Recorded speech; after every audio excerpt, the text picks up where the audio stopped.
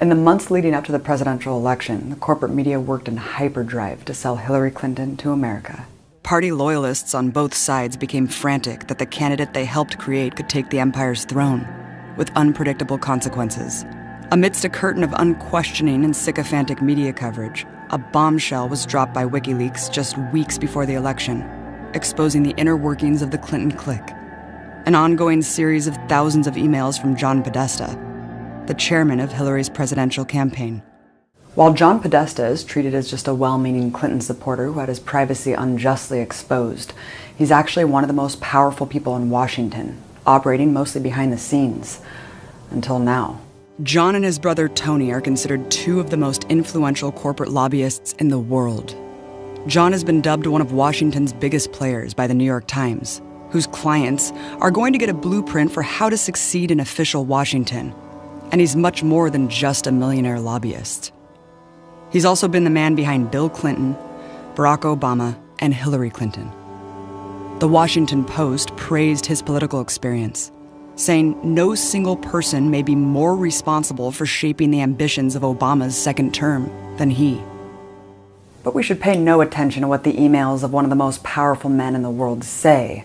Instead, we should talk about Russia. Well, Chris, I think we should take a step back and say how we got here, which is that the Russians, as the U.S. senior members of the U.S. government confirmed, have been hacking into Democratic accounts, and now they've hacked into my account. You are very clearly quoting from WikiLeaks, and what's really important about WikiLeaks is that the Russian government has engaged in espionage against Americans. George, when you see something postmarked from Russia, you should be afraid to open up the document. But these are legit, aren't they? I don't know. I refuse to open these documents. It was the big money from a foreign person to the foundation at the time she was running for president. This was, as you can see in those emails, this was a scheduling matter, and we didn't want her going overseas. I didn't want her going overseas before the campaign was kicking off. But again, these are stolen documents, stolen by the Russians. It's now confirmed from John Podesta. They are being put out for exactly this purpose. You know, I know that Russia and other forces would love us to have a debate. This is exactly what they want. They want us to have a debate about the internal structure of Hillary's campaign, what's true, what's not true, and I'm just not going to play that. As president, I will make it clear that the United States will treat cyber attacks just like any other attack. We will be ready with serious political, economic, and military responses. Just one problem. The evidence they're pointing to proving Putin was behind the emails is not evidence at all. Only two intelligence agencies, the Office of the Director of National Intelligence and the Department of Homeland Security, have issued a joint statement used by the Clinton campaign as so-called proof. Yet it's purely speculative, saying the alleged hacks are consistent with the methods and motivations of Russian-directed efforts. These thefts and disclosures are intended to interfere with the U.S. election process. Such activity is not new to Moscow. Consistent with the methods, so not really proof at all. The FBI also resisted getting behind the accusation on the basis that the claim was inconclusive. But the media simply repeats the claim as gospel, while never mentioning the other logical ways Podesta's emails could have gotten out. For example, his username was his own name, and his password was literally password. In 2015, he left his cell phone in a cab. And in March 2016, Podesta gave his email login to hackers after falling for a phishing scam appearing to come from Google where he typed in his info. Not to mention the thousands of skilled hackers who are not part of a Russian government operation, or a disgruntled insider who could have leaked the emails. When you look into the Podesta emails, the breadth of what they show explains why they're running such a desperate deflection campaign. Part of the WikiLeaks trove are transcripts to Hillary's infamous speeches she gave to banks and other corporations, for which she earned millions of dollars. In one, she assures her corporate sponsors that what she's saying to voters isn't her true position. Politics is like sausage being made. It is unsavory, and it's always been that way, but we usually end up where we need to be. But if everybody's watching, all the backroom discussions and deals, then people get a little nervous, to say the least. So, you need both a public and a private position. And the way she discusses accountability for Wall Street, her #1 donor, is very different behind closed doors. In one speech to Goldman Sachs, she criticized the fact that the banks were made into the bad guys for their financial collapse. And she thinks the very banks who rigged and crashed the economy are those who should be in charge of it. I think that there's a lot that could have been avoided in terms of both misunderstanding and really politicizing what happened with greater transparency. You guys help us figure it out, and let's make sure we do it right this time. The people that know the industry better than anybody are the people who work in the industry. Another major find they'd like to keep hidden is the unlawful coordination between Hillary's super PAC, Correct the Record, and her presidential campaign. A caveat of the devastating Citizens United ruling is that super PACs and nonprofits must remain independent of campaigns. Yet emails prove that Correct the Record is just another multi-million-dollar arm of the Clinton campaign, making contributions between the super PAC and campaign indistinguishable. This short sampling of the Podesta email trove is alone a major expose of the true character of Hillary Clinton. But beyond that, understanding who John Podesta is and his political rise sheds light on who really pulls the levers of power in our society. John and his brother/lobbying partner Tony have been rooted since childhood in the most elite circles of American politics. Their mother, Mary Podesta, was a well-known fundraiser at the center of the political scene. The Washington Post described her as a staple at political dinners, whose home-cooked dinner parties, quote, raised millions of dollars for candidates. The Podesta brothers would employ the same network-building style, with personas that reflect their high society characteristics. They're also both known for their fine dining culinary skills and deal-making dinner parties. Both are collectors of fine art, and are even known to have a competition between them of who has the better collection. You know, like most Americans do. Through the 70s, the young Podestas began building their political web. John first befriended Bill Clinton as an undergrad in college. Both brothers worked for Democratic Party campaigns in their younger years. With their growing political connections, also came business connections. Having accumulated a wide network of business and political insiders, the up-and-coming brothers founded the corporate lobbying firm, Podesta Associates, known today as the Podesta Group, in 1987. The brothers' relationship functions as different arms of a corporate lobbying beast. John's career put him inside the government, while Tony focused on the business side. The same year the brothers debuted their new lobbying firm, John became chief counsel for the Senate Agriculture Committee. And who was Podesta Associates' first corporate client? Genentech, a biotech company, which had a lot to gain from deregulating the agricultural industry. The Podesta Group then became the lead advocate for massive deregulation of the FDA on behalf of Genentech and other corporations. After Podesta was promoted by Bill to his deputy chief of staff in 1997, he and his brother's firm achieved a major victory. The Clinton administration signed the Deregulation Act the Podestas had been lobbying for. Podesta's rise in power came as he proved his loyalty to the Clinton team, becoming the cleanup guy for the Clintons' many shady scandals. Other than Bill Clinton's sex scandals, of which there were many, John Podesta found himself building the experience a Clinton partner would need, covering up their financial tricks and insider dealings. There was Hillary's insider trading scandal, where it was discovered that she used her powerful connections to turn a cool $100,000. She was aided by a Tyson executive in an apparent exchange for millions of state funds awarded to the corporation by Governor Bill Clinton, breaking many legal rules, but turning $1,000 into $100,000 overnight. When the scheme was uncovered, Podesta was called in to bury it. And then there was Whitewater, where both Bill and Hillary were subpoenaed. Again, with Bill's Arkansas governor connections, the Clinton couple was embroiled in a real estate scheme that involved hundreds of thousands of dollars in fraudulent loans. Of course, they counted on Podesta to run the cleanup operation. And his work did not go unrewarded. He was promoted to Bill's top assistant as chief of staff. It's no wonder that the Clinton scandal manager is currently at the top of the list to be Hillary Clinton's chief of staff too, after dutifully serving their first presidency. Throughout John Podesta's political rise, the Podesta Group swelled in funds. After all, these skilled lobbyists had a seat in the White House and lifetime insider connections as a result. Today, the Podesta Group boasts of stellar corporate clients like Walmart, British Petroleum or BP, and war profiteer Lockheed Martin. It also includes financial giants Bank of America and Sallie Mae, war profiteers General Dynamics and Raytheon, media groups National Association of Broadcasters, National Public Radio or NPR, biotech giants Amgen, Genentech, and Synthetic Genomics.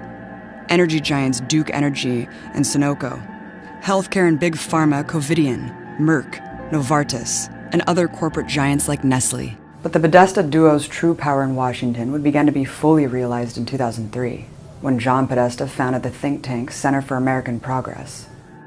The Center for American Progress bills itself as simply a policy advocate, but in reality, it's just another corporate lobbying firm. With its well-known inside access, the CAP entices its top corporate donors with roundtable discussions with Hill and national leaders. His board of directors includes director of Golden West Financial, the second largest savings and loan association in the U.S., and billionaire banker Tom Steyer, among others. Podesta's CAP trustees includes a Goldman Sachs vice president and notorious war criminal Madeleine Albright. The CAP's donors paint a fuller picture of the group's character. Its public donors include billionaire and regime change funder George Soros, and billionaires who made more billions driving the subprime mortgage crisis, Herb and Marion Sandler. They're joined by big banks of Citigroup and Wells Fargo, war profiteer Northrop Grumman, and America's health insurance plans. But as a so-called nonprofit, Podesta's center doesn't have to disclose its donors. The nation obtained their secret sponsors list, which include an even bigger network of shady corporations. It includes Comcast, Walmart, and General Motors, energy giant Pacific Gas and Electric, war profiteers General Electric, Boeing, and Lockheed Martin, and the right-wing government of Turkey. This buying access club has paid off lucratively for both sides, especially when a Democrat returned to the White House, and John Podesta was tapped to lead Obama's transition team with his golden Rolodex to fill the new administration. Podesta stacked the White House with allies he knew would please the banks and corporations in their corner. For example, WikiLeaks revealed that a month before Obama won the 2008 election, an executive at Citigroup, a public donor to CAP, emailed Podesta. The subject line was lists, and in it was his recommendation for 31 cabinet-level positions. The exec, Michael Froman, wrote, "The lists will continue to grow, but these are the names to date that seem to be coming up as recommended by various sources for senior-level jobs." This random guy from Citigroup, offering who his banking partners thought should run the entire country, ended up being almost 100% accurate. The vast majority of the preliminary list ended up coming true. Froman even was the point person for applicants, forwarding Podesta resumes from other insiders, begging to be on the team. Today, Froman serves as a U.S. trade representative in the Obama administration. But this was just the beginning of the Podesta's new influence, with unprecedented access to the White House. Records show that in 2009, the Podesta family had meetings in the White House 25 times. In contrast, only one such visit was made by Democrat Nancy Pelosi, who was Speaker of the House. John Podesta alone visited the White House at least 130 times between 2009 and 2013. The corporate representative was widely considered an informal advisor to the administration. The Podesta tag team boomed. By 2006, the assets from Podesta's center dropped from $23 million to $20 million. But with the Podesta stacked Obama admin, their assets doubled to $40 million. Its staff grew from only 20 prior to Obama to 270 by 2013. Likewise, the Podesta Group swelled during the Obama presidency. Between 2006 and 2010, Podesta Group staff tripled and profits doubled. John Podesta's rising influence built a wide and constantly turning revolving door between his center, its corporate sponsors, and the government. Among countless examples are Scott Lilly, a former congressman who took simultaneous positions as a national security lobbyist for the CAP and a lobbyist for Lockheed Martin. Lockheed was also a big CAP donor at the time. Spencer Boyer was the CAP's so-called expert on Turkey, secretly given millions by the hated and brutal regime. Boyer left that position to be Obama's Deputy Assistant of European Affairs, which, quote, develops and implements U.S. policy in Turkey. Rudy de Leon, Bill Clinton's former Deputy Secretary of Defense, became Director of Lobbying for Boeing, a major CAP donor.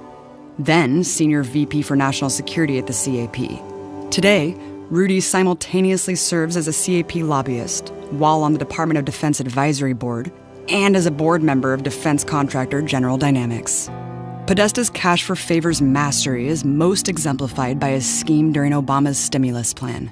The Center for American Progress had long lobbied on behalf of its renewable energy clients, who had a lot to gain from supposedly green reforms. In particular, big manufacturer of solar panels, weatherized homes, and so on. Podesta and the Center for American Progress were, of course, there to lobby for who should get the funds from Obama's stimulus. The CAP strongly advocated to direct stimulus money for a solar panel manufacturer called First Solar, a company that the CAP claimed no ties to. First Solar received close to $4 billion of the funds. But it was discovered afterwards that First Solar was actually part of the Center for American Progress's so-called business alliance of secret donors, a fact the center intentionally concealed. Steve Spinner, the Department of Energy's stimulus advisor who oversaw the transfer of funds to First Solar and other CAP clients, left his government job when the deal was done to take a seat as senior fellow of the CAP. Corporate lobbyist Jose Villarreal, whose clients include Walmart, Boeing, and Dow Chemical, simultaneously served on the board of directors for First Solar and the Center for American Progress during the stimulus payout. In 2015, he was appointed by Hillary Clinton as her campaign treasurer. John Podesta himself sits on the board of directors of an energy company and an investment firm who raked in massive amounts of green energy stimulus funds. Over a dozen other corporations donating to the CAP received these green stimulus funds from Obama's White House. While the Clean Energy John delivered billions to his supposedly environmentally friendly donors, Tony was busy raking in cash from big polluters like ExxonMobil to lobby to export fracking, and BP during their catastrophic oil spill. The Podesta Group successfully stalled congressional inquiries into BP's disaster. The Podestas and the Clintons profited off many other backroom deals during this time. While today being the lead fearmongers about Russia, they had no problem getting paid by Russian oligarchs. Apart from the Podesta Group working for Russia's biggest state-owned bank, John helped secure the Russian purchase of a massive mining company called Uranium One, which had required the approval of Hillary's State Department. Uranium One, with mining rights to 20% of uranium in the U.S., was owned by a good friend of the Clintons, Frank Giostra. Russian elites funneled millions to the Clintons, as well as $180,000 to the Podesta Group to grease the wheels. The sale was predictably approved. While campaigning in April 2015, Hillary started receiving backlash for this apparent pay-to-play from her State Department. That month, as recently revealed by WikiLeaks, State Department official Jose Fernandez had written to Podesta saying he wanted to do all he could to help her campaign. 5 days later, Fernandez issued a statement saying he was responsible for the State Department approving the deal, and Hillary had nothing to do with it. Scandal averted. He's also on the board of Podesta's Center for American Progress. The value of the Podesta's access only grew when John Podesta became Obama's senior advisor in 2014. While having stepped down as the center's president, he retains control through its board of directors and his appointed successor, Neera Tanden. Podesta was already on his way into the next administration. Recruited in 2015 to head Hillary Clinton's campaign, he is now expected to get a top cabinet position. Today, while Podesta runs Hillary's path to the White House, his Center for American Progress advocates for her game-changing policies. For example, her promise to bring the sure-to-be disastrous bombing campaign against Syria. And while the center helps her sell the next so-called humanitarian intervention, it will also be working hard to protect their most important shared asset: brutal foreign dictatorships. The Podesta Group has been hired for lobbying by the murderous Maliki regime in Iraq and the loathed Mubarak regime in Egypt. Tony Podesta also lobbied for a Qatari fracking company. The Clintons have their share of ties too, receiving tens of millions of dollars in donations from the regimes of Bahrain, Qatar, United Arab Emirates, and Kuwait. But most scandalous is that one of the biggest donors to this supposedly progressive team is the Kingdom of Saudi Arabia, currently massacring dissidents in its own country, as well as thousands of Yemeni civilians. The Saudi regime funds the Clintons with at least tens of millions of dollars. And in 2015, the Saudi government also started paying $140,000 per month to the Podesta Group. Tony Podesta, who personally oversees the Saudi lobbying project, works to improve the image of the brutal Saudi regime. even the appalling defense of the beheading of political dissident Sheikh Namir al-Namir. According to the New York Times, the Podesta group supplied a statement that insisted al-Namir was a terrorist. John's arm plays a role too, of course. While not directly funded by the Saudis, the Center for American Progress runs pro-regime propaganda, touting so-called great reforms in Saudi Arabia. One would think that such a deeply corrupt buying of favors by corporations and foreign governments from the country's most powerful politicians would be a major news story. But the Podesta Clinton team has networks for that too. Trusted progressive website thinkprogress.org is actually owned by Podesta's Center for American Progress. While the site claims to have editorial independence, WikiLeaks exposed how Podesta exercises editorial control. When a headline critical of Hillary Clinton appeared on the site, John wrote to his CAP partner Neera Tannen to have it changed. She responded, "I will. They are crazy leftists down there." Soon it was replaced with a new, neutral headline. But it's not just the organizations financially sponsored by Podesta's think tank that curate their messaging. It's every establishment reporter that wants to maintain their elite access with two of the most powerful families in Washington. Politico reporter Glenn Thrush consulted with Podesta himself before publishing a report on Hillary Clinton back in May 2015, writing, "Because I become a hack, I will send you the whole section that pertains to you. Please don't share or tell anyone I did this. Tell me if I effed up anything." "No problems here," Podesta responded. Maybe Thrush was worried that if he didn't eagerly please the campaign, he wouldn't be invited to the next secret Podesta Clinton fan bash. Podesta and his partners hosted several glitzy affairs designed to, quote, give reporters their first thoughts from Team HRC, as well as framing the HRC message and framing the race.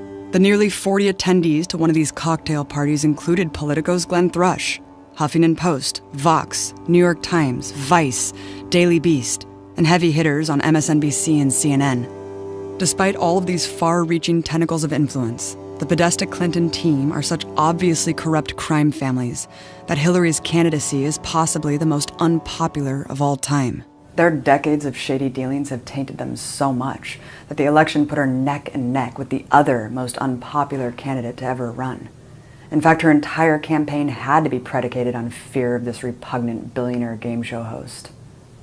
They tell us the Republican Party represents corporate power, pollution, and war, which is true. But they also tell us the Democratic Party is the antidote. Podesta's emails and Podesta himself show that this so-called progressive wing of the establishment is really just a neoliberal insiders club of the rich and powerful who loyally serve their corporate masters. Podesta's emails are more than just a window into one man, but a window into how the empire's political machine is actually run. And these truths are what can bring that machine's gears to a halt.